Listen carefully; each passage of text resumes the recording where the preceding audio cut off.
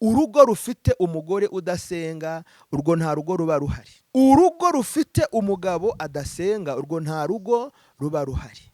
Urugo rufite abana badasenga, urwo nta rugo ruba rurimo. Ndashaka kugira ngo nkubwire ko iyo urugo rusenga, mama asenga, papa asenga, abana basenga, ni uburyo bubafasha kubaho mu mahoro kandi ndetse no mu bwuzuzanye ibihe byose.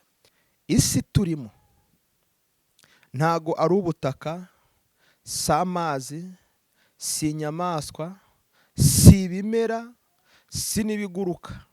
Ndagira ngo nkubwire ko Imana yigiye gukora igitangaza ikorera mu muntu. Ushobora guhagurutsa umuntu akagufasha, akakubera igisubizo mu kibazo wari ufite. Na Satani akorera mu bantu kuko nawe ashobora guhagurukira mu muntu akakubera kabarore ku musozi wari uhagazeho. Iyo udakomeye, iyo udafite kwizera Imana, iyo udafite imbaraga mu buryo bw'umwuka, uranambuka, uragwa, urananirwa. Nifuzaga kukubwira akamaro ko gusenga ndetse n'inyungu z'amasengesho. Haleluya. Iyo umuntu asenga agatindana n'Imana, Imana iraza igatindana nawe. Iyo Imana itindanye nawe, igusigira imbaraga za zindi yaduhaye mu isezerano. Iyo usomye mu byakozwe n'intumwa 1:8 haravuga ngo icyakora muzahabwa imbaraga, umwuka wera nabamanukira. Haleluya. Muzaba abagabo byemewe, banyabo bo kumpamya.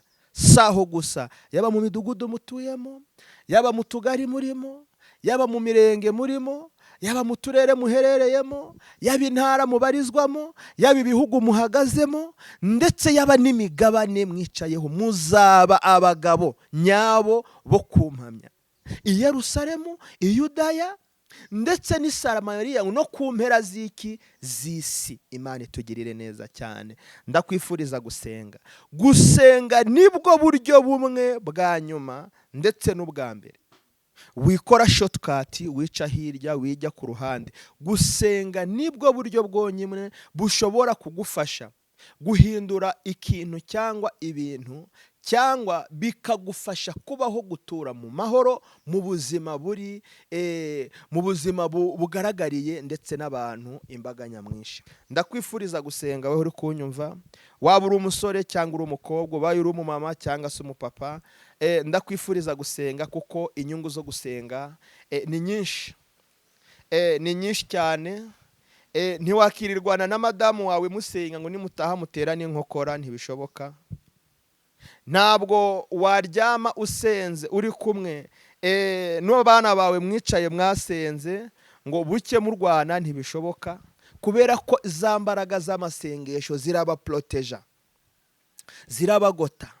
Ndetse muri izo mbaraga wa mwuka wera araza akarushaho kubaha inama, akabagira inama, akabayobora, ndetse akabashoboza guca bugufi, guhangana ndetse n'ibibazo n'ibigeragezo byose Satani yarabarasheho.